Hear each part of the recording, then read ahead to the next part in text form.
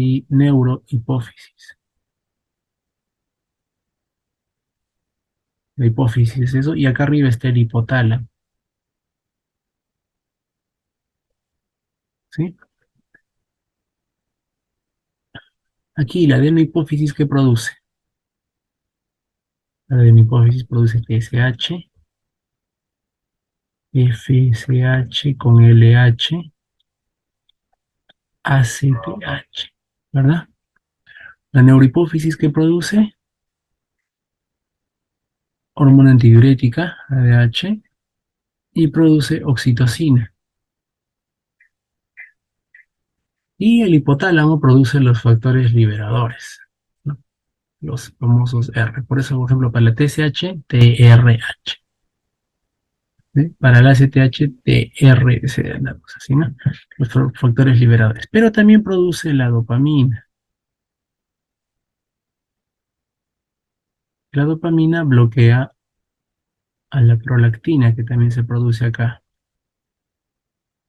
¿Sí? Prolactina. Lo pongo así con otro color a la prolactina porque casi todos los liberadores aumentan la liberación de los que están aquí en rojo.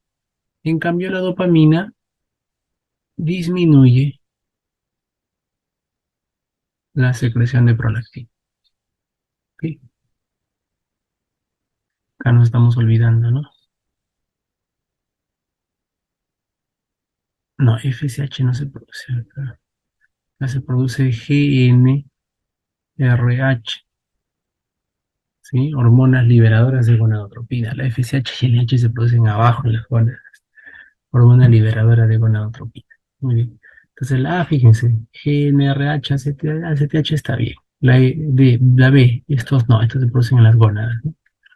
La C, estos se producen en las gónadas, estos se producen en las gónadas, o sea que solo me queda GnRH, ACTH y prolactina, ahí está. Siendo la prolactina la única que es inhibida por una sustancia, por la dopamina, en cambio las demás son estimuladas. 5.7. ¿Cuál de las siguientes expresiones define la función de la HDL, que es colesterol de densidad alta, ¿verdad? Lo que hace el colesterol de densidad alta, dice, A, remueve el colesterol de los tejidos y lo lleva al hígado, esto es cierto. B, transporta el colesterol del intestino al tejido hepático, no. Esto de acá son los kilomicrones. Los kilomicrones hacen esa función. C, transporta el colesterol de la dieta, nuevamente estos son los kilomicrones. D, moviliza colesterol hepático, moviliza colesterol hepático, de repente la LDL, ¿no? Low density. E, transporta triglicéridos del tejido adiposo al tejido hepático, nada que ver con los triglicéridos, ¿no? Acá también es la VLDL probablemente, pero lo que hace es remueve el colesterol de los tejidos y los lleva al hígado. 5.8. Todas las siguientes hormonas son secretadas en respuesta al estrés excepto una de ellas. Hormonas del estrés, hormona del crecimiento es una hormona del estrés, ACTH también, epinefrina sí, glucagón para mantener mayor glicemia, ¿no? La insulina no es una hormona del estrés, es una hormona postprandial. Postprandial. Después de que comemos, se eleva nuestra insulina y el principal objetivo de la insulina es guardar el exceso de energía de las comidas, lo guarda en el hígado y en el tejido graso. Es su principal función, ¿verdad? Por eso permite el ingreso de glucosa y también de lípidos hacia el interior de las células. 5.9. ¿Cuál es la hormona producida por las células alfa de los islotes de Langerhans? Hay que acordarnos, células alfa, células beta. Las beta producen insulina y las alfa producen una hormona que se opone a los efectos de la insulina, que es el glucagón, ¿verdad? Entonces, si la insulina lo que hace es, hace que ingrese, o mejor dicho, disminuye la glucosa de la sangre, porque hace que ingresen a los tejidos, el glucagón lo que hace es aumenta la glucosa de la sangre, porque saca la glucosa de los tejidos, sobre todo del hígado. Sí, entonces, ¿qué produce? Glucagón. Ahí está.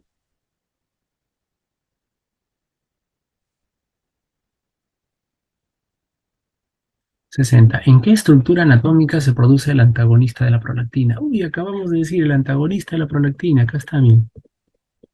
Acá está, acá está. Acá está el antagonista de la prolactina. ¿Dónde está? Acá, ¿no? Dopamina. Antagonista de la prolactina. ¿Dónde se produce? En el hipotálamo. Ya está. Vamos a esa pregunta. ¿En qué estructura anatómica se produce el antagonista de la prolactina? En el hipotálamo, ¿verdad?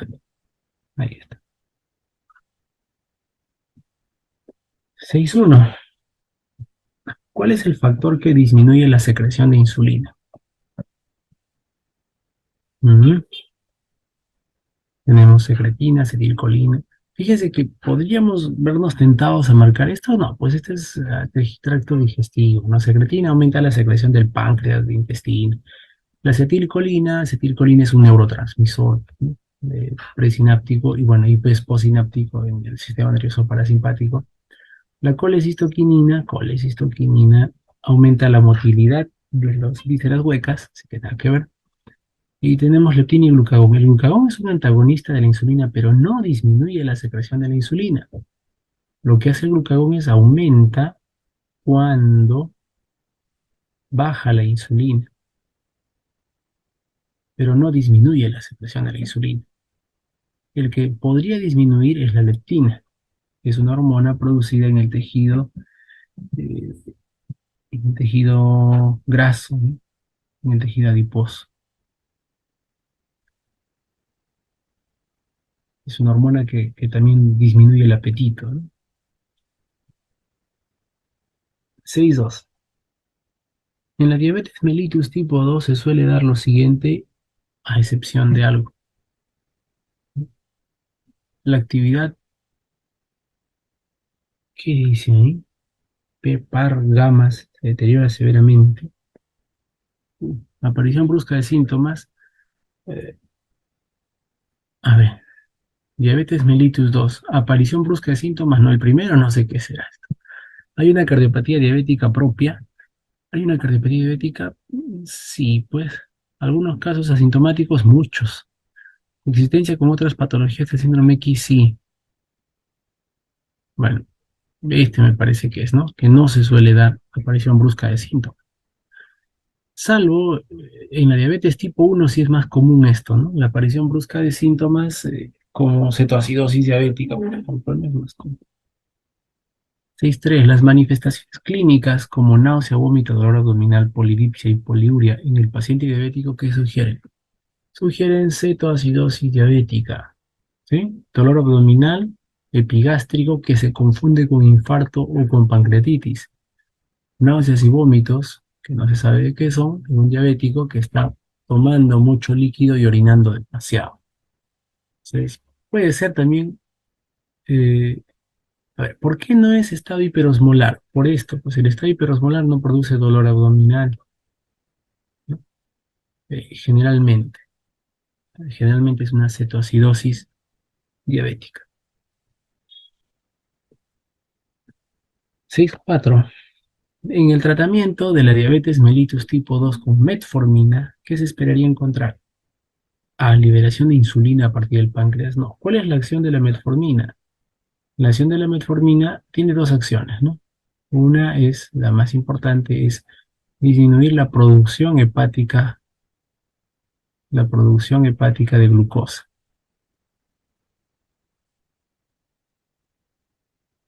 O sea, disminuye la gluconeogénesis y la glucogenólisis. Y el otro disminuye un poco tres acciones serían, ¿no? Disminuye un poco la absorción, pero muy poco, de glucosa, muy poco. Y tercero, de repente uno de los más importantes es aumenta la sensibilidad de los tejidos a la insulina, tisular a la insulina. O sea, que hace que la insulina funcione más facilito en los tejidos, que los tejidos acepten la función de la insulina, ¿sí? Muy bien, entonces dice, ¿qué se esperaría encontrar? Liberación de insulina a partir del páncreas. No, eso hacen las sulfonilureas. B, asociación frecuente con acidosis láctica. Frecuente no, es muy infrecuente, muy infrecuente. Puede haber acidosis láctica, pero es súper infrecuente. C, incremento de la absorción de glucosa. No, más bien estamos diciendo que disminuye la absorción de glucosa. D, producción hepática de glucosa disminuida al inhibir la gluconeogénesis. Sí. ¿Mejora las condiciones clínicas del paciente con nefropatía? No, no tiene nada que ver con la nefropatía. ¿Está bien? Entonces es la D, producción hepática de glucosa disminuida al inhibir la gluconeogénesis. 6.5. Anciana de 70 años de edad sin antecedentes de diabetes mellitus es llevada de emergencia por presentar estado mental alterado y cuadro de deshidratación severa. Está súper deshidratada, ¿no?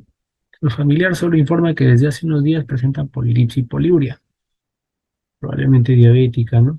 Está orinando un montón. ¿Cuál es el diagnóstico más probable? Cetoacidosis diabética podría ser, pero fíjense que el estado mental alterado es más frecuente en el estado hiperosmolar, ¿no? Y la deshidratación severa también. No dice dolor abdominal, náuseas y vómitos, ¿verdad? Para pensar en cetoacidosis. Diabetes mellitus tipo 1 con 70 años, no, pues. Diabetes mellitus tipo 2 puede ser, ¿no? Pero fíjense que está descompensada. Alguien me dirá, no, pero sí puede ser, ¿no? Claro, puede ser la respuesta, pero o sea, el enunciado me está tratando de decir que esta diabetes está descompensada. Como hiperosmolar no cetóxico es una buena alternativa. Hipoglicemia, yo qué sé, podría ser también, pero polidipsia y poliuria me orientan a pensar en coma hiperosmolar, ¿no? Así que me voy a quedar con coma hiperosmolar no cetóxico.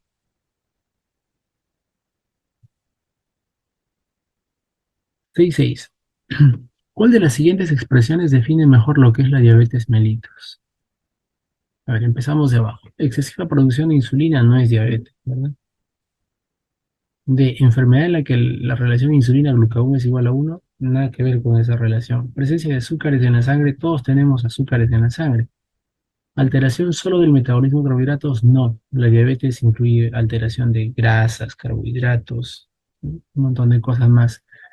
Deficiencia absoluta o relativa de la producción y acción de la insulina. Ese es el concepto de diabetes hoy en día.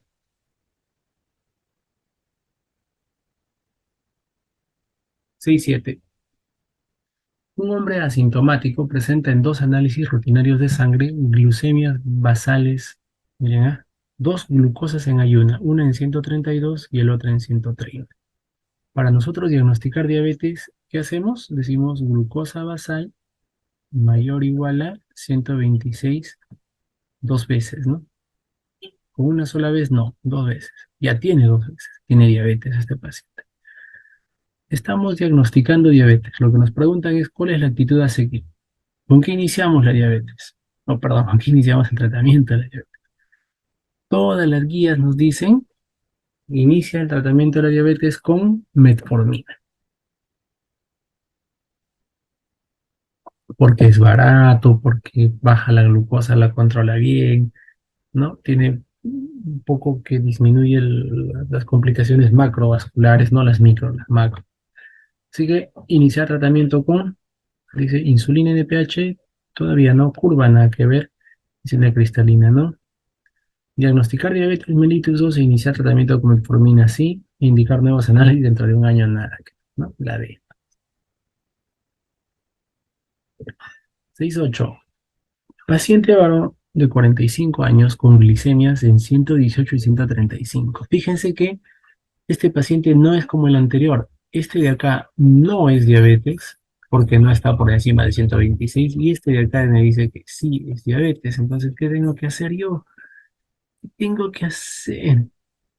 ¿Cuál es la conducta a seguir? Hemoglobina glicosilada más test de tolerancia a la glucosa, solo uno de ellos, ¿ya? Acá me están poniendo los dos que podría estar bien, pero yo quiero solo uno de ellos, ¿no? O este de acá, o test de tolerancia. Dar NPH no, hipoglicemiantes orales, iniciar dieta, test de tolerancia. Me quedo porque solo quiero uno de ellos, ¿está bien? Solo. 6.9. La hemoglobina glucosilada o HbA1c se utiliza para el seguimiento de los pacientes con diabetes mellitus con el fin de identificar el riesgo de complicaciones crónicas. Esto se fundamenta en que esta prueba permite determinar qué tan eficazmente se ha llevado a cabo el control de la glucemia en el paciente en cuánto tiempo, en los últimos 3 meses. ¿Por qué los últimos 3 meses? porque estamos hablando de hemoglobina que tiene residuos de glucosa. Y la hemoglobina está dentro de los glóbulos rojos y los glóbulos rojos viven 3 meses. Por eso es que los últimos 3 meses son los informativos, ¿no? Nos informa sobre los últimos 3 meses y cómo ha estado el control de la glucosa en esos 3 meses. 70, vamos al 70. Paciente diabético con microalbuminuria, colesterol elevado, 200 y creatinina sérica todavía está normal. ¿Cuál es el tratamiento más adecuado? Dieta y losartán, dieta, losartán, dieta y atorvastatina, dieta, losartán y atorvastatina. Obviamente le voy a sugerir dieta, siempre, ¿verdad? Así que este de acá se va. Entonces también dieta, dieta, dieta, dieta. Con el colesterol elevado le voy a dar atorvastatina, así que me quedo con estos dos. Este se va. Y como tiene microalbuminuria, no tiene hipertensión, pero al tener microalbuminuria le tengo que dar YECA o ARA2. Así que es dieta, losartán y atorvastatina. 7.1. Es un varón de 45 años que es llevado a emergencia por presentar trastorno del sensorio y debilidad generalizada. Diagnosticado de diabetes hace 8 años y es diabético y lo traen por trastorno de conciencia y debilidad, fíjense. Está con tratamiento irregular. La glucemia actual es de 600, está elevadísimo. Cuerpos cetónicos en orina negativos y el sodio elevado, también hay hipernatremia. En este paciente, la reposición inicial de líquidos debe efectuarse con qué. Miren, este del sodio es un distractor. Si bien es cierto, esto de acá me está diciendo un ratito.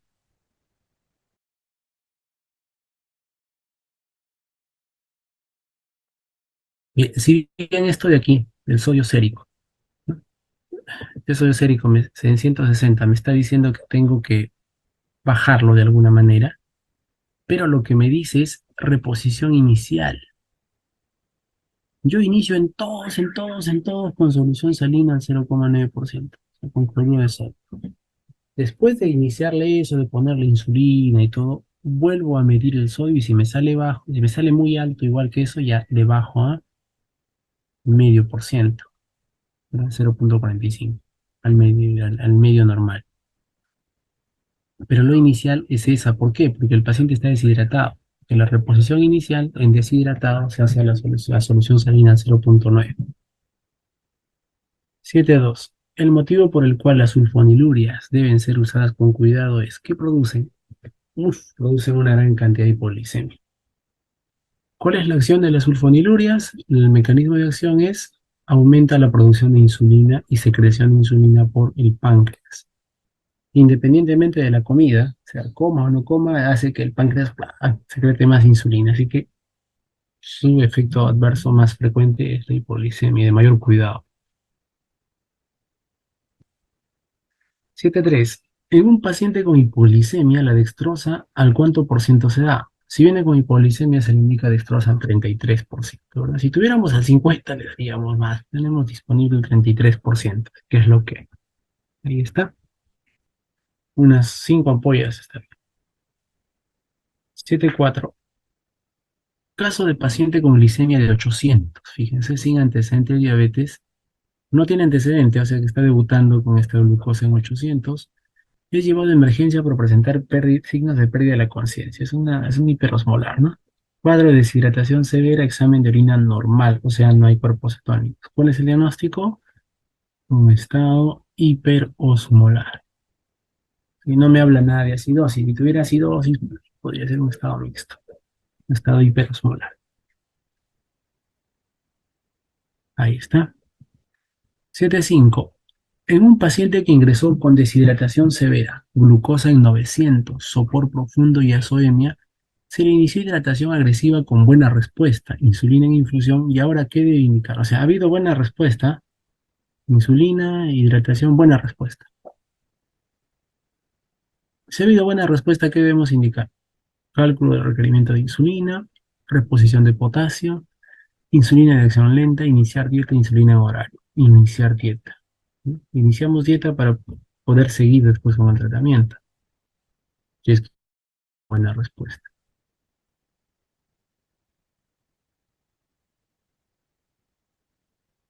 7.6. Mujer asintomática, no tiene ningún síntoma, sin antecedentes de diabetes.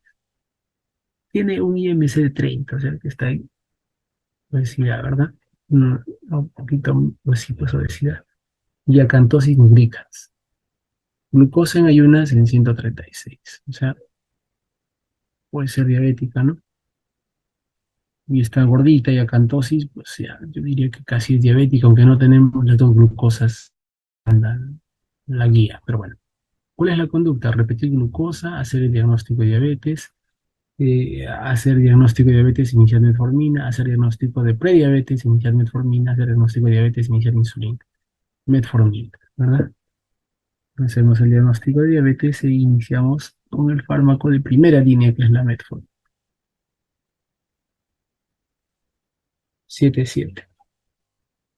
De los siguientes agentes farmacológicos, ¿cuál no se usa regularmente en el tratamiento de las hiperlipidemias? A ver, estatinas, sí. Fíjense, derivado del ácido fíbrico, sí, como genfibrosilo, secuestradores de ácidos biliares también, ácido nicotínico también, ¿no? Las tiazolidinedionas son antidiabéticos, no son para la dislipidemia. Esos fármacos no van ahí.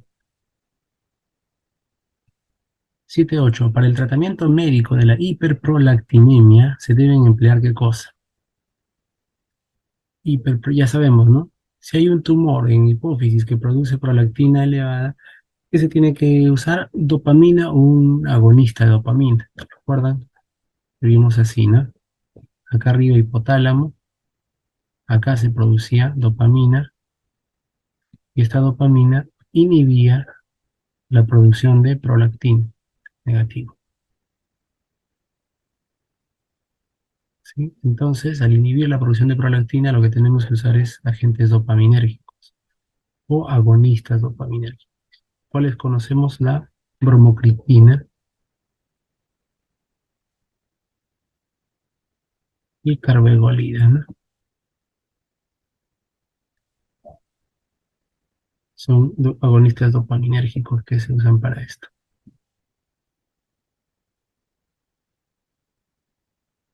7-9.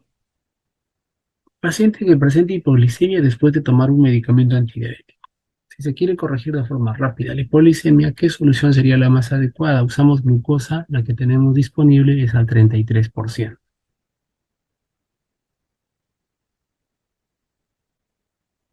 80. Acude un paciente con historia de debilidad muscular, fatigabilidad y pérdida de peso. La exploración clínica revela hipotensión y áreas de hiperpigmentación. Aquí me están dando la clave. Hiperpigmentación cutánea. Y además dice debilidad, ¿no? Hipotensión. ¿Qué le falta a este paciente? Le falta corticoides, o sea que es una insuficiencia suprarrenal. Con la hiperpigmentación ya me está diciendo, sabes que este es un ADIS.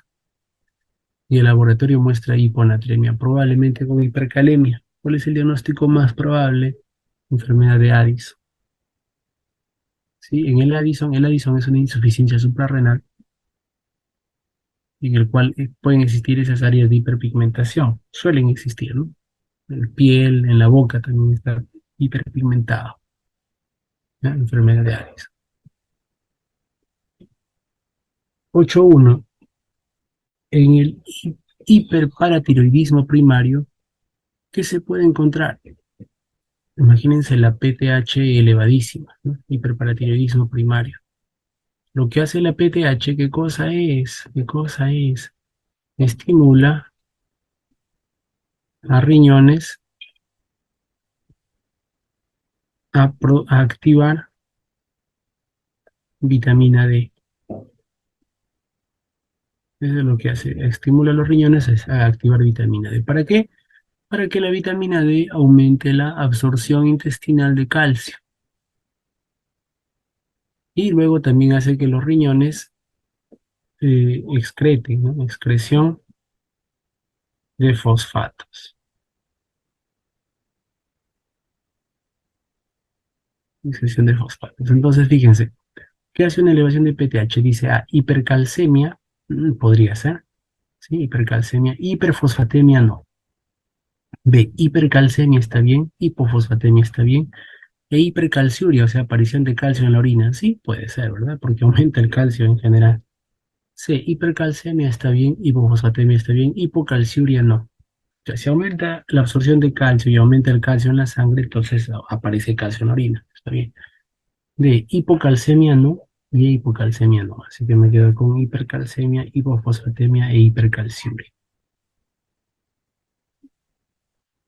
8.2. Con respecto al síndrome de hiperfunción adrenal, o sea, síndrome de Cushing, las suprarrenales, hay alguna adenoma que está produciendo glucocorticoides endógenos. Señale lo incorrecto. Lo incorrecto, dice, ¿ah? La piel es delgada y pálida, sí. Obesidad centrífuga, vamos a ver eso. Cursa con hipertensión, sí. Estrías violáceas, sí. Hirsutismo también. Obesidad centrífuga, ¿qué significa centrífuga? Que se fuga del centro hacia la periferia, ¿no? O sea, alguien con obesidad centrífuga tendría obesidad en brazos y piernas y no en tronco. Así que este no es. La obesidad que se da es una obesidad centrípeta.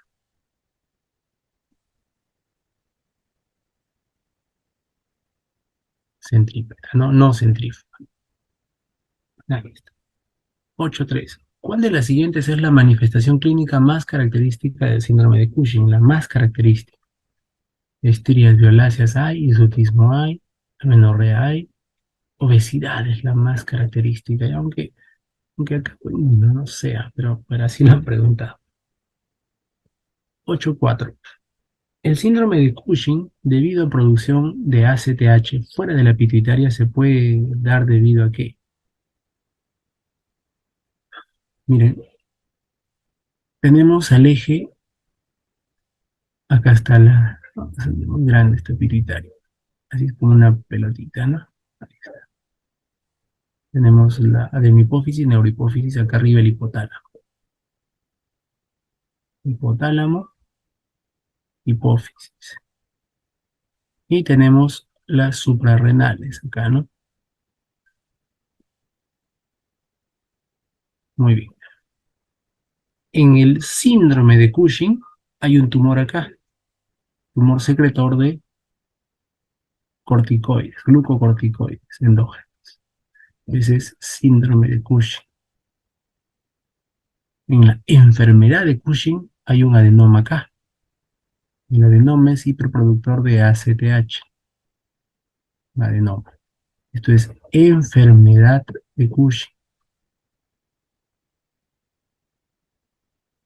¿Sí? O sea, la enfermedad de Cushing es un adenoma hipoficiario que produce ACTH y este ACTH estimula las suprarrenales a producir corticoides. En el síndrome de Cushing, el problema es que hay un adenoma en las suprarrenales que de manera autónoma produce corticoides. Acá me dice síndrome de Cushing debido a ACTH, de esta ACTH, pero fuera de la pituitaria. O sea, una ACTH que venga de otro lado, estimular. ¿Sí? Esto generalmente aparece en algunos tumores. Y los tumores donde más frecuente aparece esto es en los tumores de células pequeñas de los pulmones, que se pueden secretar una gran cantidad ACTH, de hormonas, ACTH, hormona antidiurética, pueden secretar. Entonces, cáncer de pulmón de células pequeñas es la respuesta.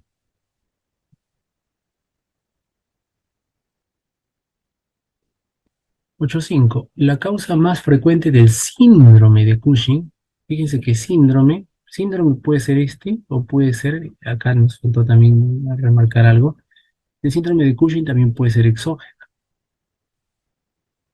o sea, por corticoides exógenos, ¿no? O sea, iatrogénico, síndrome. Entonces, cuando hablamos de enfermedad, nada más estamos hablando de un adenoma hipoficiario. Síndrome es todo lo que viene de afuera, aparte de eso, ¿no? Ese también es síndrome, ¿no? Acá por tumores, ese también es síndrome de Cushing. Síndrome, ¿no? Entonces dice, la causa más frecuente de síndrome de Cushing, ¿cuál será? Adenomas. No, la causa más frecuente de síndrome de Cushing es iatrogénico. Tanta gente que toma glucocorticoides por un montón de enfermedad, un montón de enfermedades hace síndrome de Cushing. Es iatrogénica, la forma más frecuente. 8.6. Paciente de 22 años con diagnóstico de tumor hipofisiario que le produce galactorrea. Nuevamente, está mi neurohipófisis adeno. Si produce galactorrea, ¿qué significa? Que tiene acá un adenoma productor de prolactina, probablemente. Tumor hipofisiario que le produce galactorrea y amenorrea. ¿Cuál de los siguientes es la mejor terapia médica? ¿Qué es lo mejor? Usar acá arriba dopaminérgicos, ¿verdad? Para bloquear eso. Inhibidores de colinesterasa, no. Agonistas dopaminérgicos, sí. Antagonistas dopaminérgicos, no. Agonistas colinérgicos, nada que ver. Inhibidores de la recaptación de serotonina, no. Nos quedamos con agonistas dopaminérgicos que pueden ser bromocriptina o carbegolina. 8.7. Señale cuál es la deficiencia que produce acrodermatitis enteropática. Acrodermatitis enteropática, ¿no? O sea, hay diarrea y hay un endurecimiento o engrosamiento de la piel, ¿sí? No, o una dermatitis, perdón, en las zonas acrales, o sea, una dermatitis en las zonas distales, manos, pies, ¿no? Pero producida por diarrea. Es la deficiencia del zinc, ¿no? Deficiencia de zinc produce acrodermatitis enteropática. Ok. Hasta aquí vamos a tomarnos un pequeño break y nos vemos en unos minutos para proseguir con la clase.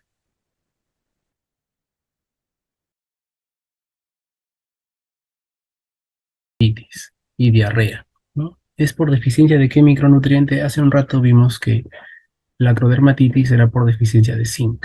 Así que la respuesta es zinc. Deficiencia vitamínica que se asocia a ceguera nocturna. Acá tenemos... No, no son las claves, ¿no? Vitamina A, B, C, D, E. No es que se hayan repetido las claves. Ya, en cambio, a ver, deficiencia de vitamina que se asocia a ceguera es la vitamina A, ¿verdad? La vitamina A. La vitamina A se asocia a ceguera nocturna en su deficiencia por disminución en la producción de unos adecuados bastones. Sigamos. ¿Cómo se denomina el conducto de secreción de la glándula parótida? Este conducto se denomina conducto esto es directamente, ¿no? Es anatomía. Conducto de Steno, ¿verdad? Conducto de Steno. Y la respuesta es la A, conducto de Steno.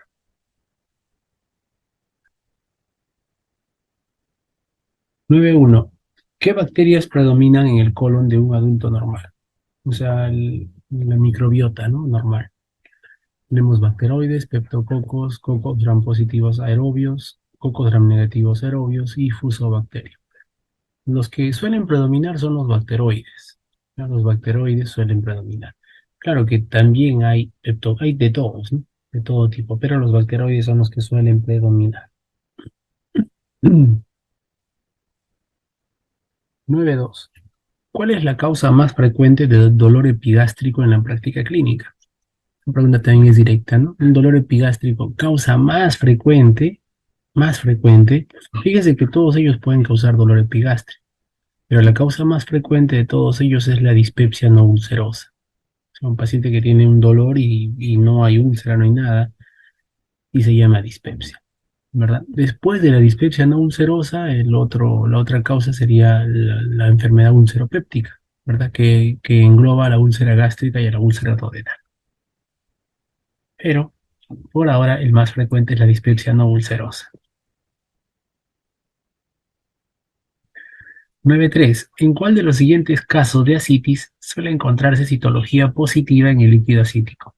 Cuando nos dicen citología positiva, se están refiriendo a células cancerígenas positivas, o sea, células neoplásicas malignas.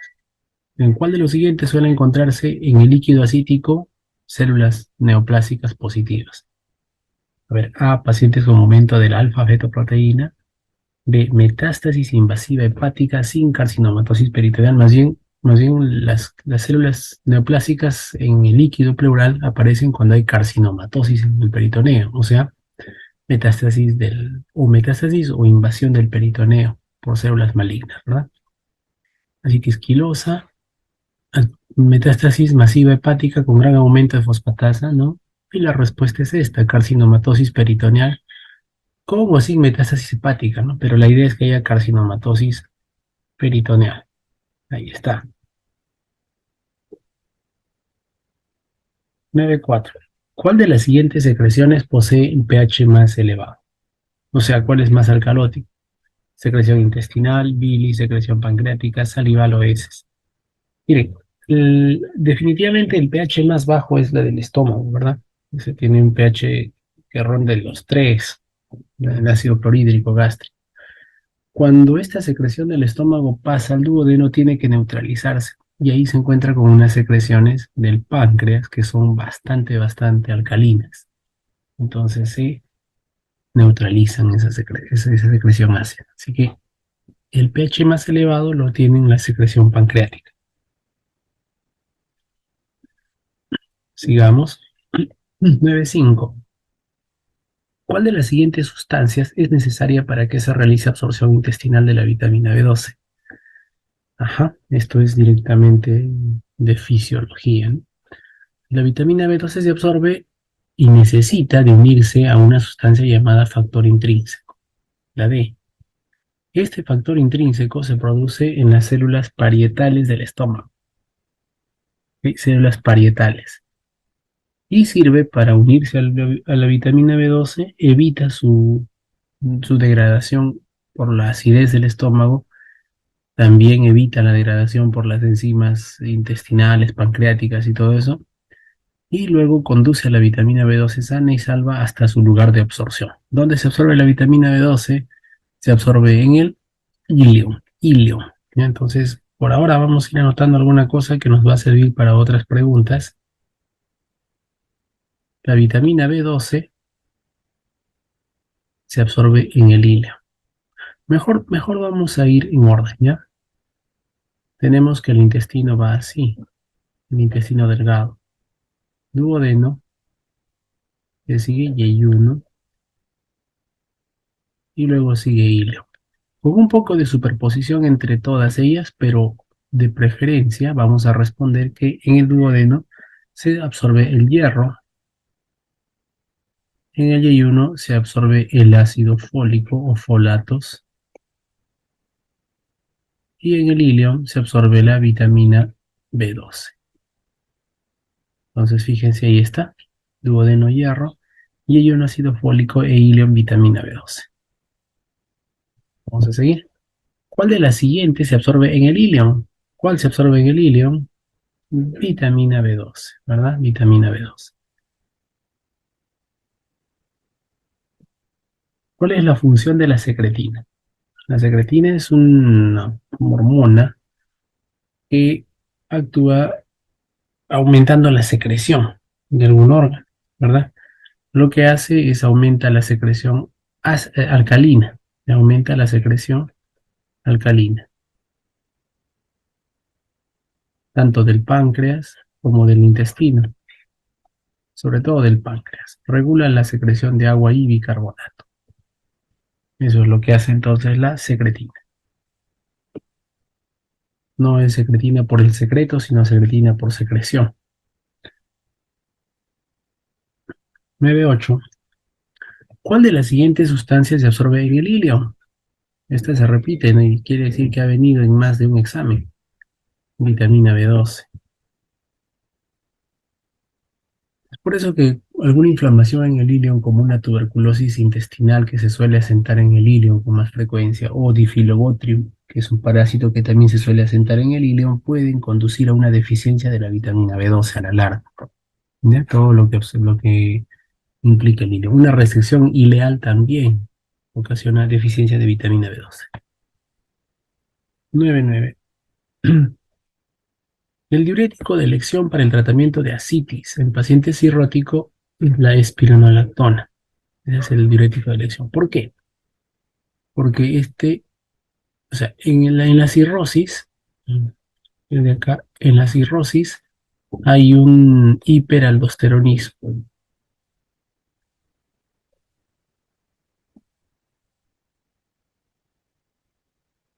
ya que la aldosterona suele metabolizarse en el hígado, así que no hay forma de que se metabolice, hay un hiperaldosteronismo, ¿no? Entonces lo que tenemos que hacer es usar un medicamento que bloquee a la aldosterona y sus efectos secundarios también. Así que la espironolactona es el tratamiento de elección para la citis.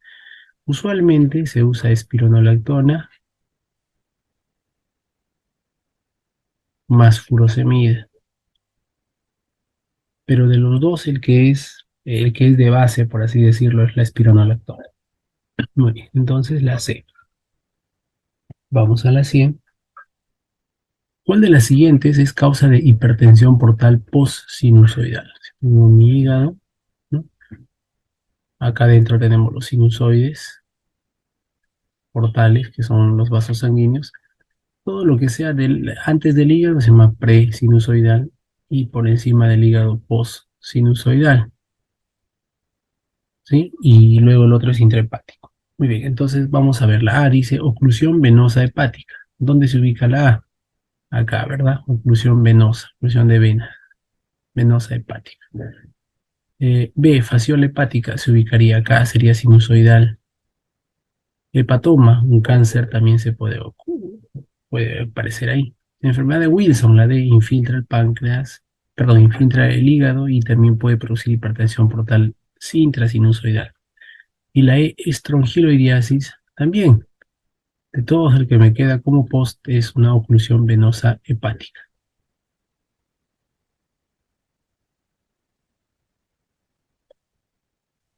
101. ¿Cuál de los siguientes hallazgos es común encontrar en pacientes con hipertensión portal? Hipertensión portal en cirrosis, ¿no? Cuando hay hipertensión portal normalmente tenemos ascitis, eh, tenemos varices esofágicas,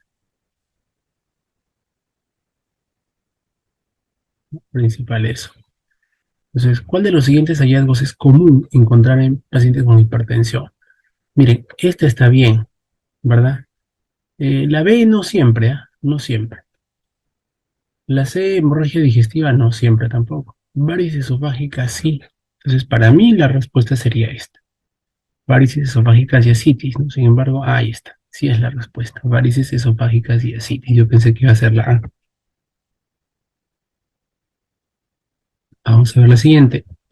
El signo de la oleada se encuentra ¿dónde? El signo de la oleada es un signo en el cual uno, si evalúa el abdomen distendido de un paciente, uno pone la mano así al medio y por un lado golpea, ¿no? Golpea y la ola va por debajo de la mano que está puesta acá arriba, pasa hacia el otro lado y se siente al otro lado, es como una ola. Eso se llama signo de la oleada y se suele encontrar en ascitis. Otro signo de ascitis es la matidez desplazable.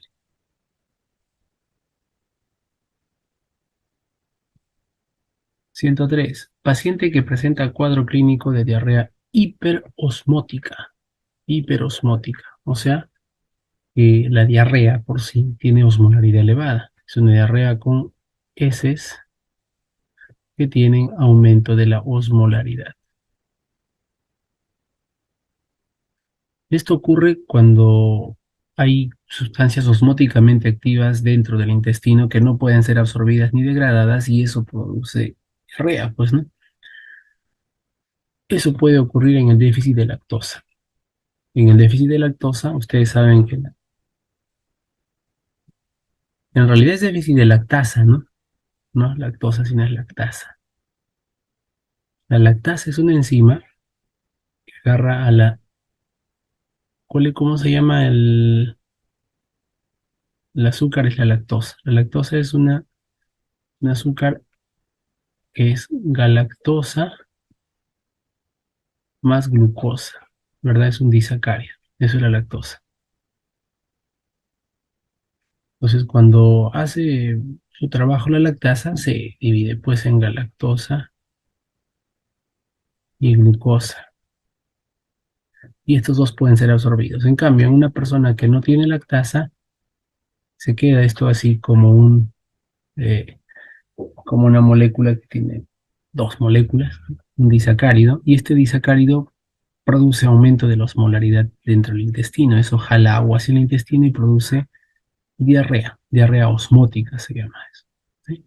Déficit de lactasa. Entonces, otras causas de diarrea osmótica podrían ser, por ejemplo, cuando una persona toma vía oral manitol, no se absorbe, ¿no? O si no, por ejemplo, la lactulosa, que es un jarabe que también actúa mediante producción de diarrea osmótica. La lactulosa tampoco se absorbe y se queda en el intestino. Vamos a seguir. 104. La enfermedad diarreica aguda caracterizada por transporte activo de solutos a la luz intestinal, o sea que el anterior, por ejemplo, en la luz intestinal, si este es el intestino, en el anterior, en el intestino había sustancias osmóticamente activas, ¿no? Como eran las lactosas que jalaban agua hacia el interior. Aquí lo que dice es que hay transporte activo de solutos, por ejemplo, sodio, ¿no? Se transporta activamente.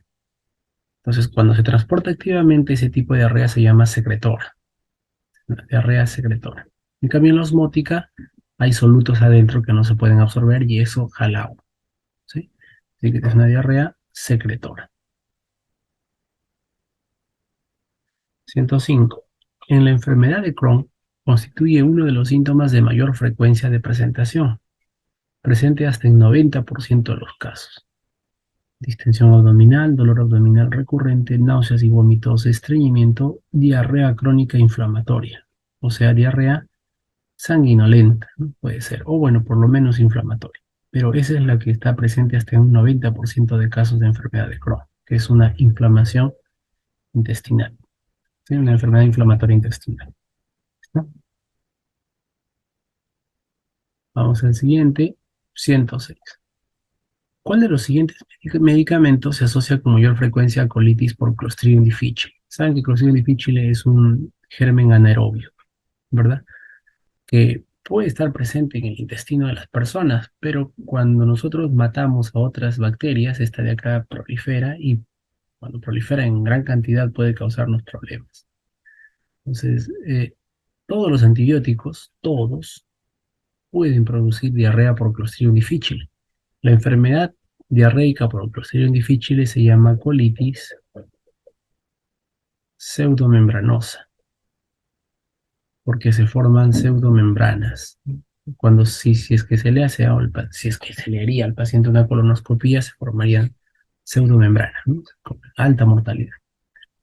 Pero de todos los antibióticos, el que con mayor frecuencia se asocia es la clindamicina, ¿no? Tanto endovenosa como oral, pero sobre todo endovenosa. Vamos, en 107 dice, ¿cuál de los siguientes es considerado un criterio diagnóstico de colon irritable? Saben ustedes que el colon irritable es una enfermedad funcional, donde no se encuentra un hallazgo anatómico, ni histológico, ni nada parecido, ¿no? Entonces, tiene varios criterios. Una forma de colon irritable o intestino irritable es con predominio de diarrea, la otra es con predominio de estreñimiento. Entonces, el paciente duerme bien. Ese es un dato importante, ¿no? O sea, no le despierta del sueño, pero apenas despierta del sueño ya puede empezar a sentir el dolor, el malestar, la molestia, la diarrea, etcétera. Entonces, vamos a ver. Solo es una enfermedad de ancianos. Mal. Más bien, el colon irritable es una enfermedad de muchas personas y muchas edades. En ancianos también puede existir. B. Presencia de dolor abdominal que se alivia con la defecación. Esto es algo súper importante. C. Dolor abdominal más frecuente que epigastrio. No, el dolor es inespecífico, mesogastrio generalmente o hipogastrio. D. Se acompaña con frecuencia de malnutrición. Nunca. Si una diarrea se acompaña de malnutrición, no es síndrome de intestino irritable. Que la privación del sueño es frecuente. Falso. El paciente duerme bien. Durante el sueño no le despierta la diarrea. A diferencia de las diarreas con una causa fisiopatológica establecida, secretora, osmótica o infecciosa, sí te despierta del sueño. Aquí no le despierta del sueño al paciente, que es la B. 108. La operación de Heller está indicada ¿dónde? En realidad se llama miotomía, ¿no? Miotomía de Heller. Está indicada en una enfermedad en la cual el esófago se dilata. Esa es la acalasia, porque aquí el esfínter esofágico inferior está hipertónico. Entonces lo que hace la miotomía de Heller es cortar ese esfínter. Y claro que después aparece pues regurgitación, etcétera, pero se corrige la acalasia. Entonces, está indicado en acalasia. 109. Voy a consultar a una paciente de 72 años por presentar disfagia para sólidos y líquidos, o sea, no pasa ni sólidos ni líquidos, desde hace 4 meses. Además, aqueja adelgazamiento. Miren, es adulta mayor, disfagia para sólidos líquidos y está adelgazando. En el estudio radiológico con contraste se observa un esófago ligeramente dilatado que se estrecha en su parte distal. Es un esófago así como el que hemos dibujado hace un rato, ¿no? Dilatado que se estrecha en su parte distal. Puede ser una calasia. ¿Cuál de las siguientes medidas debe ser el siguiente paso? Hacer un TAC para descartar compresión torácica, ¿no? Lo que nos interesaría sería hacer una endoscopía, ¿no? Para ver por dentro qué pasa acá. B. Iniciar el tratamiento con un inhibidor de la bomba de protones, no, porque no es esofagitis. C. Comenzar un tratamiento con un fármaco procinético para mejorar la motilidad, tampoco. D. Indicar la realización de una endoscopía digestiva para descartar la existencia de patología orgánica. Es 72 años, bajo de peso. ¿Qué puedo pensar yo, además de acalasia? Neoplasia. Puede ser que haya una neoplasia en esta zona, no sé, ¿verdad? Tengo que hacer una endoscopía. Entonces la D, si es realizar una manometría esofágica para confirmar la existencia de acalasia. Podemos hacer manometría, pero primero vamos por una endoscopía. Entonces la D. 110. Es un paciente con disfagia completa por enfermedad cerebrovascular de arteria cerebral media izquierda, que recibirá nutrición enteral por largo tiempo. O sea, vamos a darle nutrición usando los intestinos que están intactos por largo tiempo. Largo tiempo, meses o años de repente. Así que lo más adecuado ya no es la sonda nasogástrica, ¿no? Es ni una sonda nasoginal, nada de sondas. Si vamos a dar mucho tiempo, ya prevemos y hacemos una gastrostomía. Abrimos un agujerito en la piel que conduzca hacia el estómago para darle su dieta por ahí, ¿verdad? Ahí está.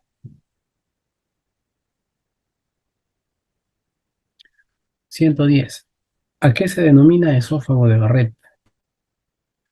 El esófago de Barrett se denomina al cambio que hay en la mucosa, ¿verdad? La mucosa esofágica. Normalmente la mucosa esofágica es escamosa, pseudoestratificada.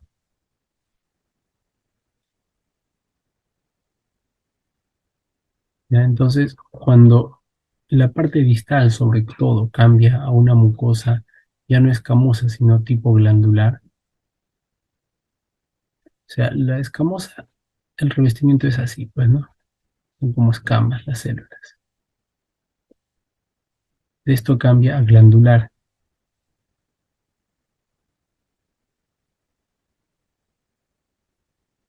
Esto se llama esófago de Barrett. Cuando el esófago cambia, es una metaplasia. Recuerdan ustedes que metaplasia significa la aparición de células donde normalmente no existen esas células. En el esófago todo debe ser eso, es escamoso, pero aparecen células tipo glandular, tipo intestinal. Es una metaplasia intestinal.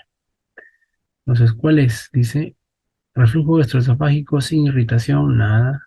B, el esófago contenido en la hernia, no. Hernia por deslizamiento, hernia yatal es la metaplasia columnar por irritación crónica de reflujo. Ahí. 112. El reflujo gastroesofágico crónico puede producir ¿qué cosa? ¿Qué cosa puede producir? Esófago de Barrett. Infección por Helicobacter no produce. Candidiasis tampoco. Hernia hiatal no. La hernia puede producir reflujo, pero no al revés. Divertículos esofágicos no. Puede producir esófago de Barrett. 113. La operación de Nissen en realidad se llama funduplicatura de Nissen.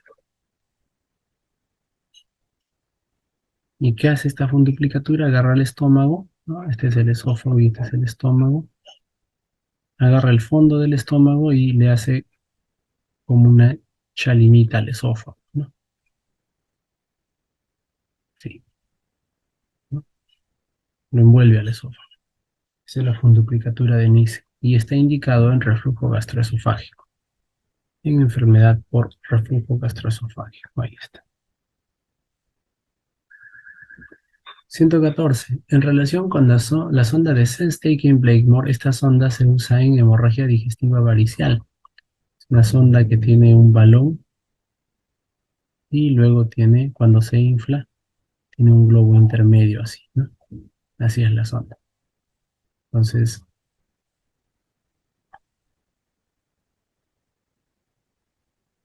ahí, por ejemplo, si hay una hemorragia digestiva, la sonda se ubicaría así, ¿no? El balón se inflaría acá, no, perdón, el globo y el otro balón acá. Entonces se jala la sonda y se ocluye el sangrado por varices esofágicas.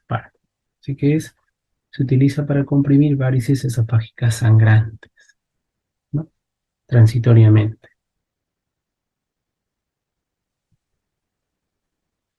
115. La causa más frecuente de hemorragia digestiva alta, ¿cuál es? ¿Es la úlcera? ¿Cuál es? ¿Varices polo? No, la úlcera péptica. La causa más frecuente de hemorragia digestiva alta, entonces, es la úlcera péptica. Y esta úlcera péptica, vamos a conversar un poco, se puede complicar, ¿verdad? ¿Cuál es la complicación más frecuente de la úlcera péptica?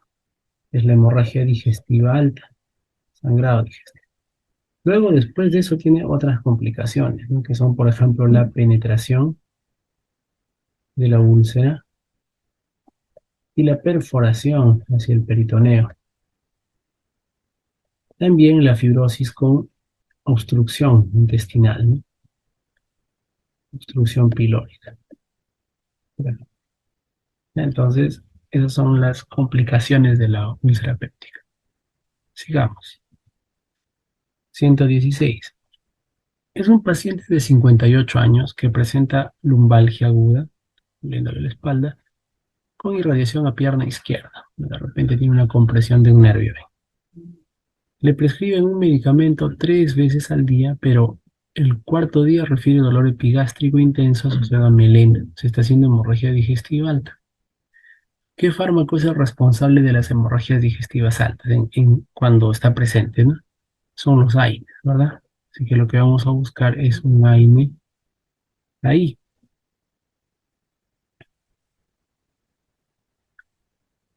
¿Qué AINE conocemos? Paracetamol es un AINE, pero muy débil, ¿no? No suele ocasionar HDA. Gabapentina, orfenadrina, la indometacina, ¿verdad?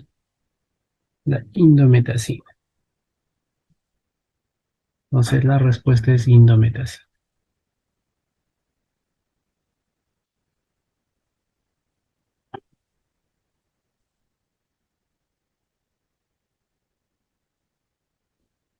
Muy bien.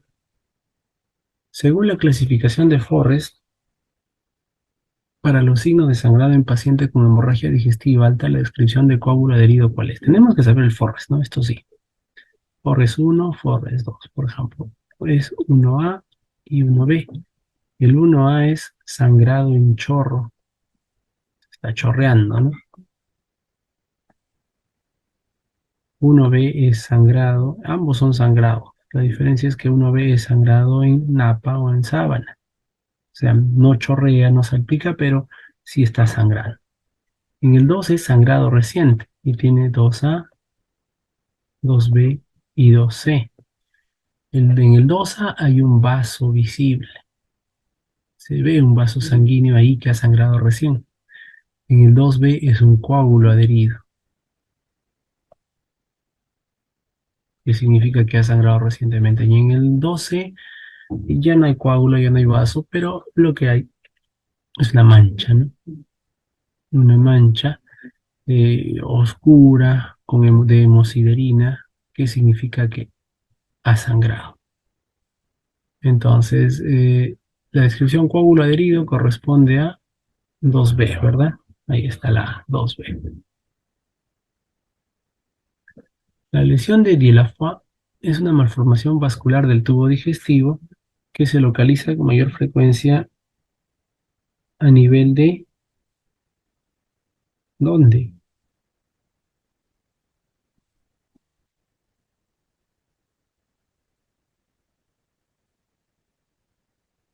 Vaso, duodeno, estómago. Es en el tubo digestivo, pero de todos ellos es más frecuente en el estómago. Puede causar sangrado, hemorragia digestiva. Es muy raro ver una lesión de Dieulafoy, pero cuando aparece es un vasito, es un vaso que no es una úlcera péptica, ¿no? Es un vaso sanguíneo nada más, como una angiomatosis, una telangiectasia que está sangrando. ¿Sí? 119. El tratamiento endoscópico de la hemorragia digestiva alta está indicado en qué FORRES: 1A, 1B y 2A, 1 y 2, grado masivo, FORRES 1A y B. ¿Dónde? Vamos a regresar a nuestro FORRES, acá. Miren, ¿dónde se puede hacer tratamiento? Acá en sangrado en chorro sí, ¿verdad? Se inyecta y todas esas cosas. Sangrado en APA también, acá adentro. Y en vaso visible también se hace inyectoterapia. En cambio, en coágulo adherido y mancha ya no hay para hacer tratamiento endoscópico porque ya no hay un sangrado reciente ni un vaso al que se le pueda hacer. Entonces vamos a responder FORRES 1A, 1B y 2A.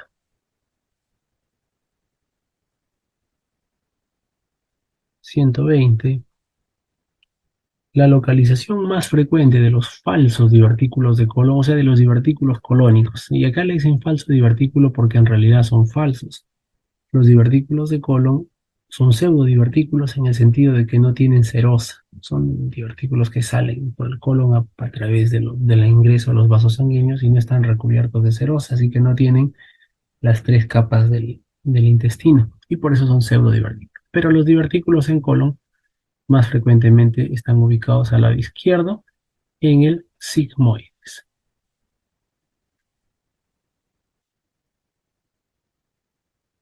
121. La causa más frecuente de hemorragia digestiva baja son precisamente esos divertículos colónicos. ¿Sí? La causa más frecuente en adultos, sobre todo, es la diverticulosis en adultos, que no es lo mismo que diverticulitis. La diverticulitis es la inflamación de uno o más de esos divertículos y que cursa con dolor abdominal, fiebre y se parece mucho a una apendicitis, pero al lado izquierdo. 122. ¿Cuál es la causa más frecuente de hemorragia digestiva baja en el lactante? De hecho que yo no soy pediatra, pero esto es lo que suelen preguntar bastante, ¿no? O sea, en el adulto son los divertículos colónicos y en el lactante es la fisura anal, ¿ya? La fisura anal.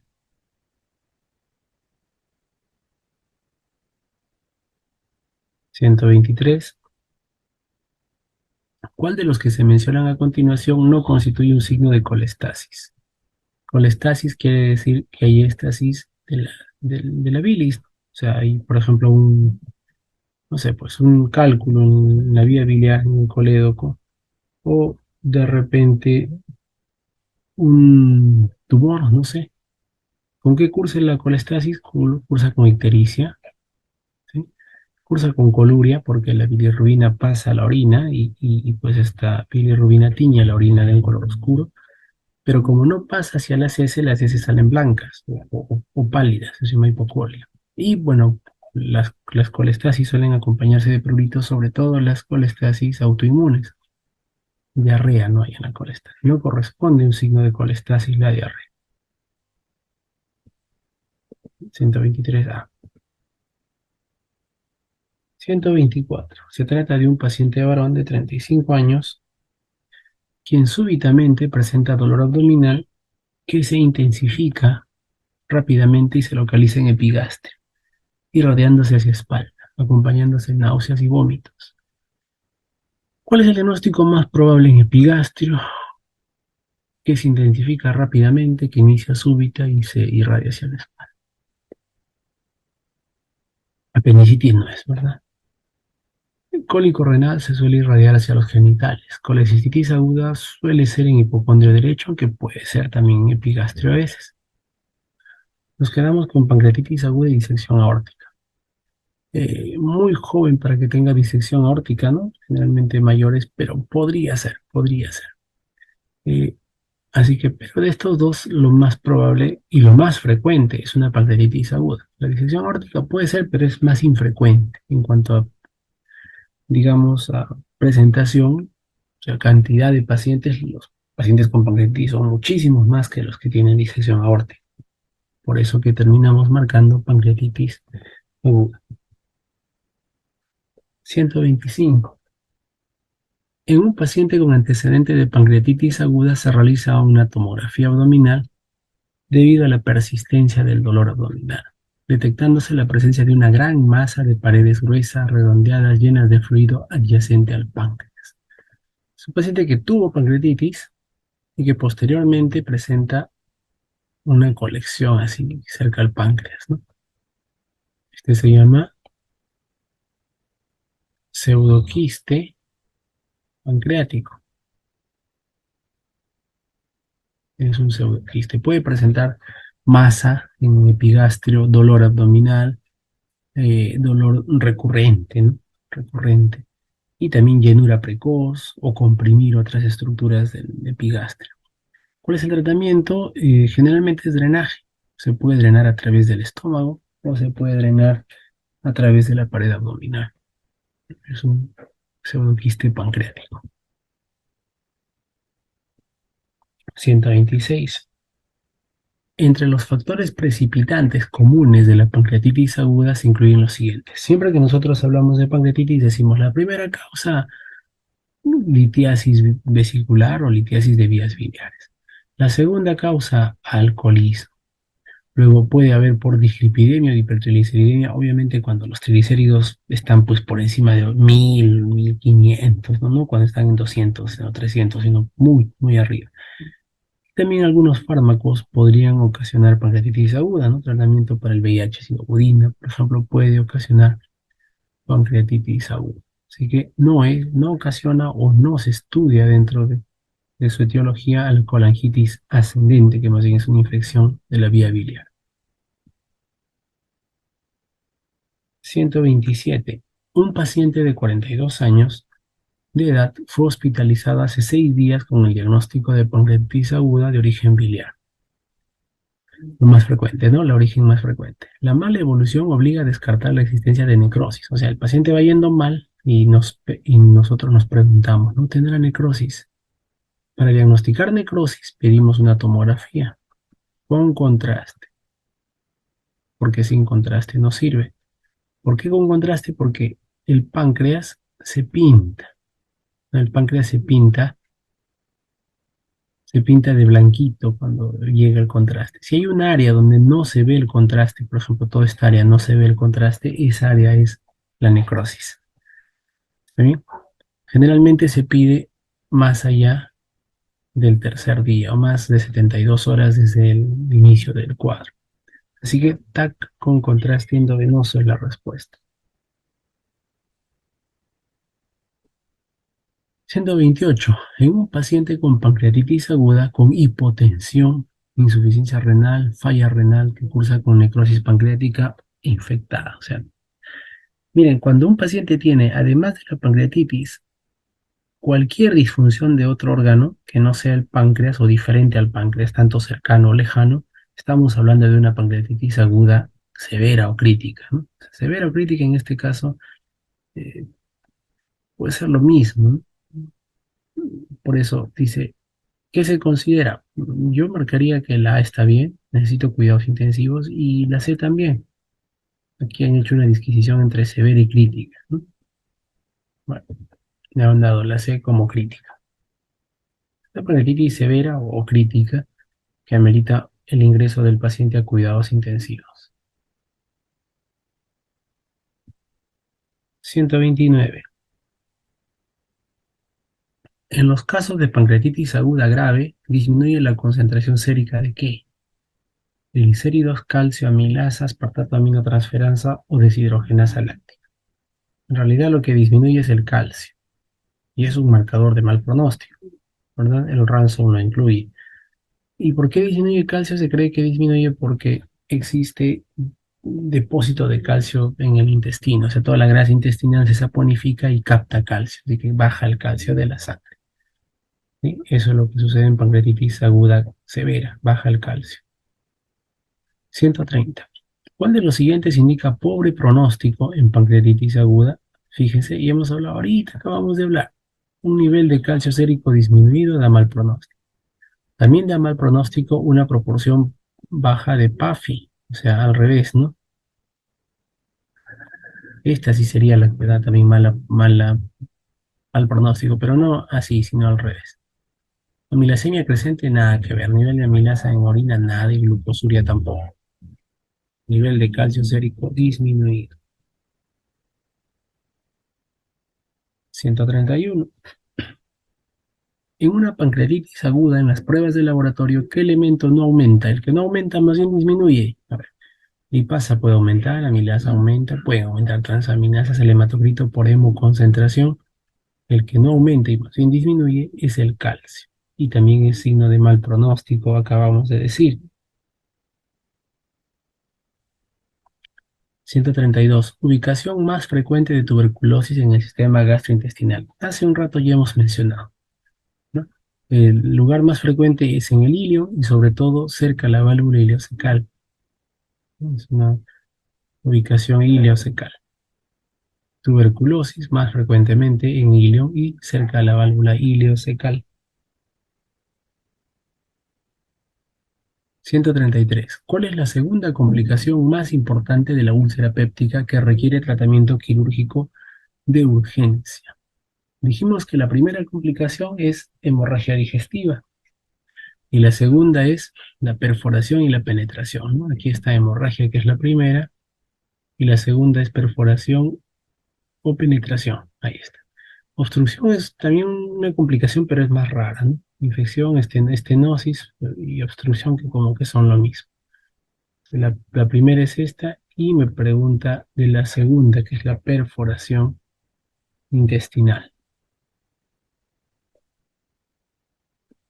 134. Cuando existe ruptura de víscera hueca, se pierde la matidez hepática. O sea, ustedes golpean en el hígado de un paciente echado y generalmente se siente, escucha mate, ¿no? Pero cuando se pierde esa matidez y más bien hay timpanismo, quiere decir que hay aire en el peritoneo, ¿no? Lo cual es producto de la interposición de aire en el espacio hepatofrénico, convirtiéndose en sonoridad a la percusión. Este signo es patognomónico de ruptura de víscera hueca, si viene acompañado de dolor, pero imagínense un paciente que está inconsciente y no refiere dolor, este signo nos ayuda bastante, si es que está presente, ¿no? Pero obviamente no significa que si está ausente no hay perforación, ¿no? Simplemente que si está ausente ya nos dice que es perforación. ¿Cómo se llama ese signo? Ahí tienen Murphy, Joubert, McBurney, Winston, Bloomberg. Es Joubert, ¿no? Signo de Joubert.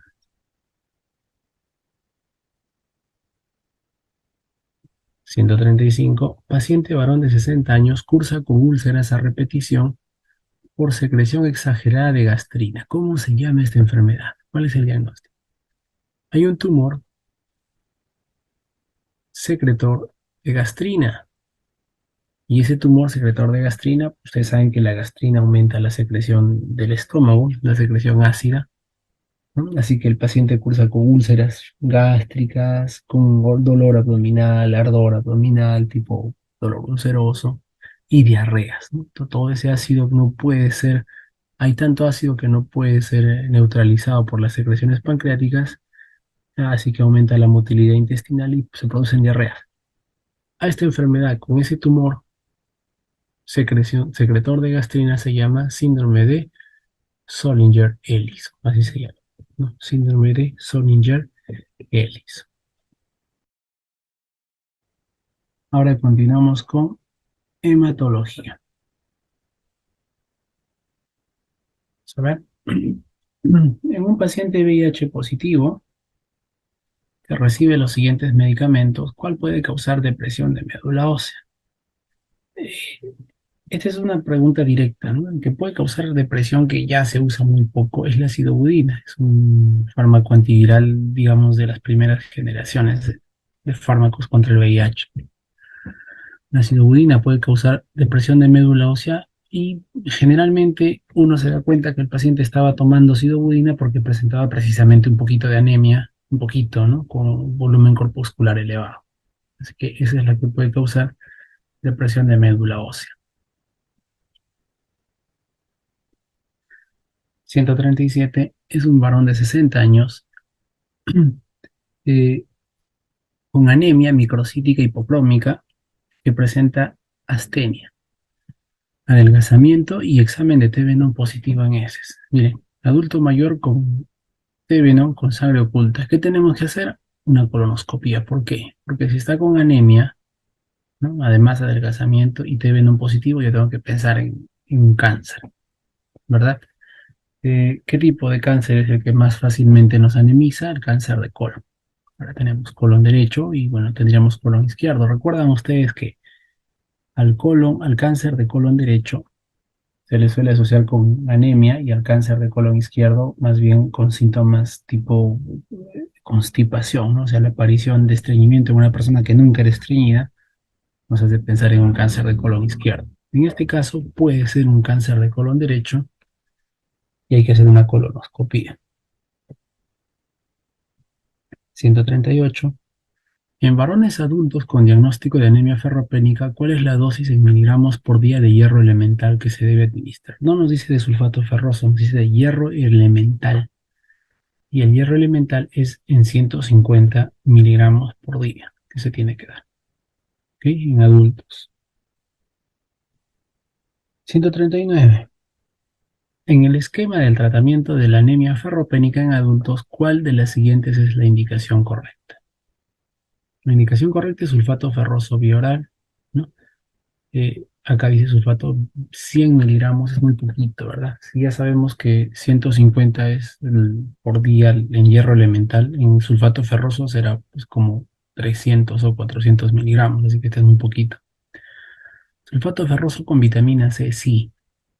Con la vitamina C y bueno, los ácidos en general, ácido cítrico, ascórbico, promueven la absorción. Yo no le daría vitamina C, yo le daría con jugo de limón, ¿no? Pero bueno, acá le ponen vitamina C. Vitamina B12, ácido fólico y hierro no, hierro dextrano intramuscular no, y sulfato ferroso asociado a antiácidos. Más bien, con los antiácidos no se absorbería el sulfato ferroso.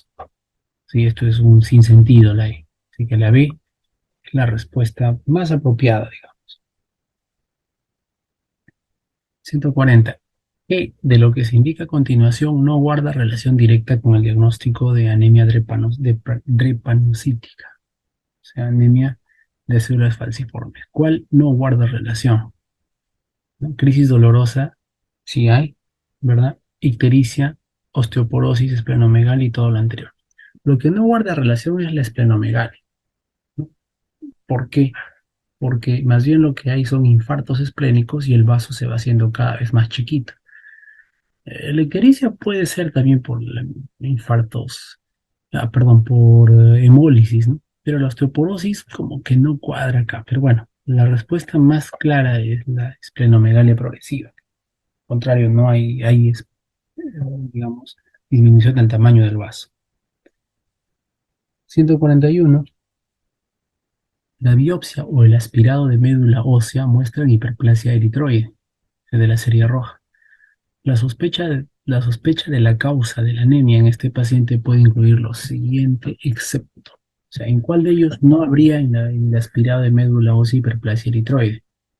Obviamente, en todos puede haber, mejor dicho, en cuál no hay hiperplasia es en la anemia plástica, porque aquí todavía, inclusive, mejor dicho, hay hipoplasia eritroide o desaparición de precursores eritroides. Así que esta es. En los demás, bueno, puede haber, ¿no? Plasia eritroide puede o no puede haber. Pero en la anemia plástica hay disminución más bien de la serie eritroide. Justamente esa es la característica de la plasia medular o anemia plástica. 142. ¿A qué especies bacterianas tienen especial susceptibilidad los niños eh, con anemia hemolítica por drepanocitosis para desarrollar osteomielitis? Y esta es la salmonela. ¿Sí? A la salmonela. Pueden desarrollar con más frecuencia osteomielitis por salmonela.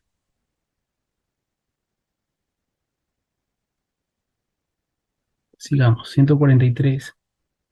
El síndrome de Evans. ¿De qué consiste el síndrome de Evans? El síndrome de Evans es un síndrome autoinmune en el cual se combinan trombocitopenia autoinmune, o sea, destrucción de plaquetas, y también anemia hemolítica, o sea, los dos. Dice, se caracteriza por la aparición simultánea o secuencial de trombocitopenia y anemia, ¿verdad? La C. Pero son por destrucción autoinmune ambas. 144. Con respecto a la anemia sickle cell, corresponde anemia sickle cell o anemia de células falciformes, pues, ¿no? Es una anemia hemolítica, ¿sí? No es por déficit enzimático, no es por infiltración medular, no es por pérdidas, es por hemólisis. Y bueno, es una anemia crónica, sí, pero la que más va con la pregunta es la anemia hemolítica. 145. La anemia megaloblástica se caracteriza por... Esta es una anemia por deficiencia de vitamina B12 o también por deficiencia de ácido fólico, cualquiera de los dos. Lo que suele tener es anemia, neutropenia y trombocitopenia. Todas las series pueden bajar. Leucocitosis y trombocitosis no. Más bien dijimos que pueden disminuir. Aumento en la síntesis del ácido desoxirribonucleico. No, más bien hay una disminución en la síntesis del ADN de los precursores celulares, ¿no? Una amilasa sérica disminuida, ninguna de la anterior. Es una anemia, neutropenia y trombocitopenia.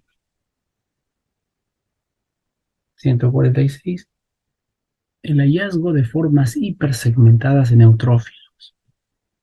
El neutrófilo más grande de lo normal, con su núcleo hipersegmentado, ¿no? Hipersegmentación del núcleo es característico de la anemia. En realidad es por la deficiencia de vitamina B12 y también por la deficiencia de ácido fólico, cualquiera de los dos, ¿no?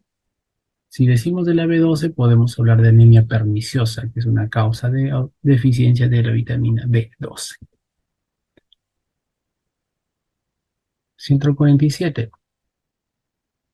¿Cómo se denomina la enfermedad en donde coexiste la existencia de gastritis atrófica con anemia macrocítica por malabsorción de B12, secundaria falta de secreción de factor intrínseco? Se llama específicamente anemia perniciosa. Aquí existen anticuerpos contra células parietales del estómago y o factor intrínseco. Ustedes saben que las células parietales son las que producen factor intrínseco, así que si se destruyen tampoco hay factor intrínseco, y si no hay factor intrínseco no se absorbe la vitamina B12, ¿vale? Esa es la anemia perniciosa, es una enfermedad autoinmune. Está la B. 148. Paciente de 65 años con anemia macrocítica que no responde a vitamina B12 ni folato. ¿Qué deberíamos descartar? No responde a B12 ni folato y tiene anemia macrocítica.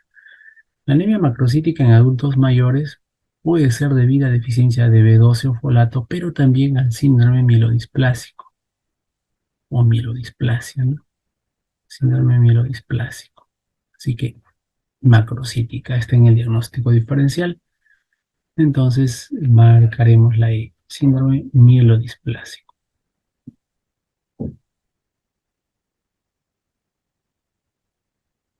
149. Es un paciente con resección del duodeno y ayuno proximal. Fíjense que si resecan el duodeno, no absorbería el hierro, y el ayuno proximal no absorbería el ácido fólico, ¿verdad? Pero con conservación de yeyuno distal y estómago, o sea que puede absorber todavía el ácido fólico. ¿Cuál es el efecto, cuál es el defecto de absorción menos frecuente y por ende menos sintomatología?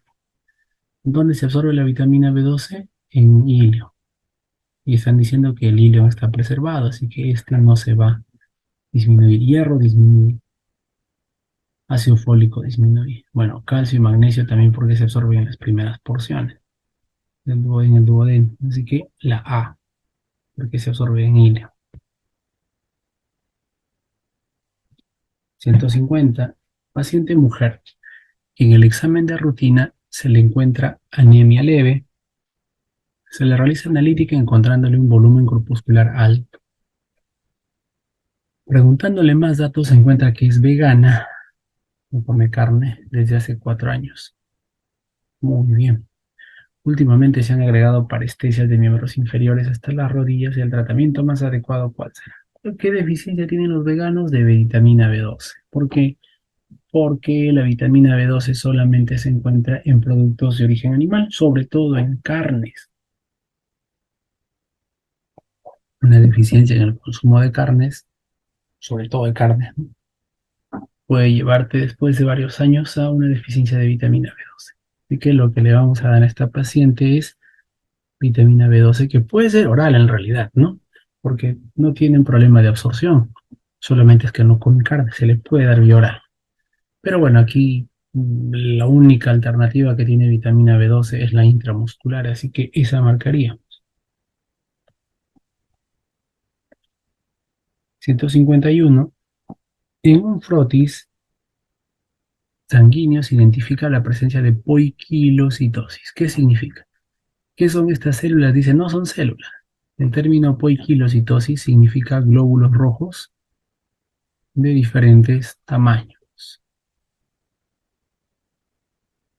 No, glóbulos rojos de diferentes formas.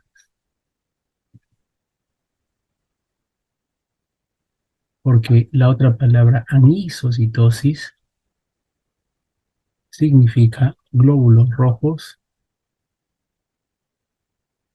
de diferentes tamaños.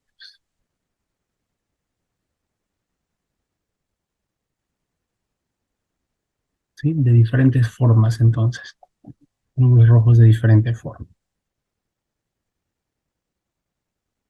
152. ¿En qué patología es muy característico el hallazgo de punteado basófilo en los glóbulos rojos? Tienen su glóbulo rojo y lo que hay es punteado basófilo. Muy característico de intoxicación por un metal pesado, por plomo. Intoxicación por plomo.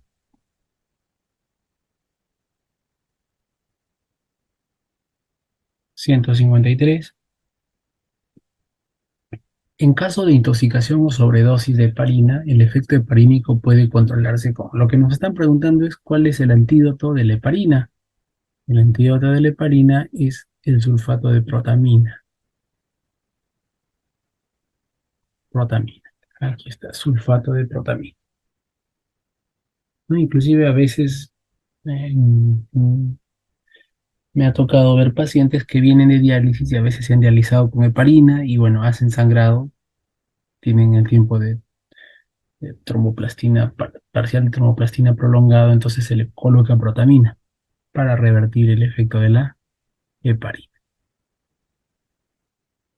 Vamos a ver el siguiente, 154. Paciente con valvulopatía mitral. Miren, cuando está con valvulopatía mitral, la anticoagulación tiene que estar en 3.5 de INR, ya no en 2.5, sino en 3.5. Bueno, está recibiendo warfarina. ¿Cómo lo controlaría y qué haría si necesita alguna cirugía? Si es que el paciente tiene alto riesgo tromboembólico. No disminuirle mucho, ¿no? Se disminuye hasta 3, un poquito menos de 3, y luego se cambia por enoxaparina. ¿Sí? Este de acá sería INR menor a 3, cambiar por heparina. Eso es porque dice que tiene alto riesgo tromboembólico, o sea, no le puedo quitar, ¿no? La heparina de bajo peso molecular o enoxaparina se suele dar cada 12 horas y se suspende 12 horas antes de la cirugía, entra a sala, sale y se le sigue dando. Que la respuesta es esa.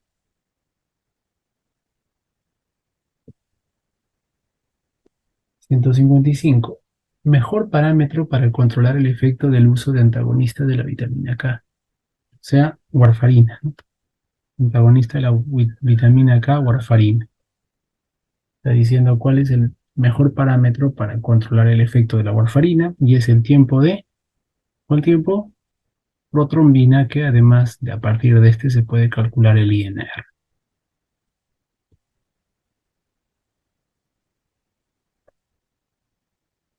156. Varón de 30 años de edad con 6 meses de enfermedad se queja de sensación de calor y adelgazamiento, hipertiroidismo, ¿no? Bueno, no sé. Al examen, paciente pálido, adelgazado, sudoroso. Abdomen, hay una gran esplenomegalia, y probablemente tenga una leucemia, no sé. Análisis, leucocitos muy elevados, 190.000. Ya me orienta a leucemia. Principalmente neutrófilos. Si fueran linfocitos los que están más altos, me llevaría a pensar en una leucemia linfoblástica o linfoide, ¿no? Pero en este caso me lleva a una leucemia mieloide. Plaquetas muy elevadas también, mieloide, ¿no? Ácido úrico en 14, muy alto, hemoglobina baja. ¿Cuál es el diagnóstico? Es una mieloide. ¿Será aguda? ¿Será crónica? Leucemia mieloide crónica puede ser, leucemia mieloide aguda puede ser, trombocitosis primaria más difícil, mielomonocítica aguda, metaplasia no. ¿Qué nos va a diferenciar? Lo que nos diferencia entre la aguda de la crónica es la presencia de blastos. Si tuviera más blastos sería aguda. En ningún lado me dice que hay blastos, más bien me dice que hay neutrófilos maduros, ¿verdad? Así que es una leucemia mieloide crónica.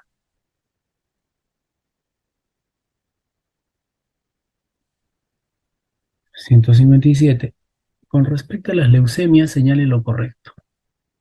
Las leucemias agudas son la neoplasia más frecuente en la edad pediátrica. Es verdad, ¿no? En la edad pediátrica, inclusive, el tipo de cáncer más frecuente es la leucemia linfoblástica aguda. B. La leucemia más frecuente en la tercera edad es la linfoide crónica. La linfocítica crónica, ¿no? En la tercera edad. Tiene razón por ahí, ¿eh? Vamos a ver. C. Si la leucemia mieloide crónica presenta el cromosoma Filadelfia, es de mejor pronóstico que si no lo presenta. ¿Sí, pues? Y D. Las leucemias mieloides agudas son de peor pronóstico que las linfoides agudas, también es cierto. Las mieloides agudas son bravasas. En estas se suelen transformar, por ejemplo, en mieloide aguda se suele transformar en la mielodisplasia, también se suele transformar la mielofibrosis, la policitemia vera, se pueden transformar en mieloides agudas y son de mal pronóstico. Yo diría que todas son las respuestas correctas, ¿sí? Acá da la A, pero todas están correctas en realidad, ¿ya? Así que nuestra clave va a ser E. 158. La localización más común de un linfoma extraganglionar, o sea, fuera de los ganglios, es en el estómago. Es un linfoma gástrico. Y este linfoma gástrico está asociado al Helicobacter pylori. Igual el adenocarcinoma gástrico también está asociado al Helicobacter pylori. Los dos tipos de cáncer más frecuentes en estómago, adenocarcinoma gástrico y linfoma gástrico, ambos están asociados al Helicobacter pylori.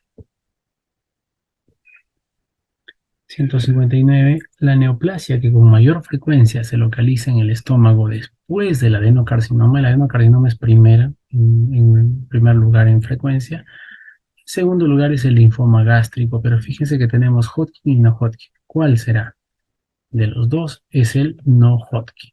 Es linfoma gástrico no Hodgkin. 160. Un niño de 2 años de edad es traído de emergencia por presentar petequias generalizadas, sin otros signos de diátesis hemorrágica, solo petequias. La madre refiere que sufrió de catarro de vías aéreas altas y fiebre 2 semanas antes, pero en la actualidad se encuentra febril y en buen estado general. O sea, ha tenido un episodio febril, un episodio gripal, ¿no? Y tiene petequias. El resto de la exploración física es normal. Un hemograma muestra hemoglobina en 14. Está bien. Leucocitos en 9.000 y plaquetas en 34.000. O sea, está un poquito bajo, ¿no? Los tiempos de protrombina y tromboplastina son normales. Ante este cuadro clínico, una de las siguientes afirmaciones es correcta. Fíjense que ha tenido un cuadro viral de gripe y de ahí solo tiene petequias, ¿no? Y plaquetas bajas. ¿Qué hacemos? Es un niño. Normalmente esperamos a que se resuelva solo, ¿verdad? No hacemos nada. Vamos a ver. El pronóstico depende de la precocidad del tratamiento, ni siquiera sabemos qué es. El diagnóstico más probable es púrpura trombótica trombocitopénica. No, la PTT es más frecuente en adultos y suele cursar, sí, es cierto, con plaquetas bajas, pero con hemólisis y también con coágulos, con trombos, ¿no? Por eso se llama púrpura trombocitopénica trombótica. ¿Se requiere transfusión urgente de concentrar plaquetas? No. La transfusión de plaquetas solamente se da en dos situaciones, ¿no? Cuando las plaquetas son menores a 50.000 y el paciente está sangrando, o cuando las plaquetas están en menos de 20.000 y aún así no esté sangrando. Ninguna de las dos se cumple. Así que D. La evolución más probable es una recuperación espontánea. Puede ser, ¿no? Y E dice, debe practicarse una tomografía craneal para descartar hemorragia intracraneal. No. El riesgo de hemorragia intracraneal es con plaquetas, el riesgo menor a 20.000. Con 34.000 que tiene nuestro paciente, no va a sangrar. Además, debería tener trastorno de conciencia, no sé, pues hemiparesia, algún síntoma o signo neurológico, ¿no? Para pensar que hay sangrado. Entonces, la respuesta es la D. La evolución más probable es la recuperación espontánea. Bien, y hasta aquí hemos llegado hoy. Estas preguntas que hemos avanzado, tipo del examen,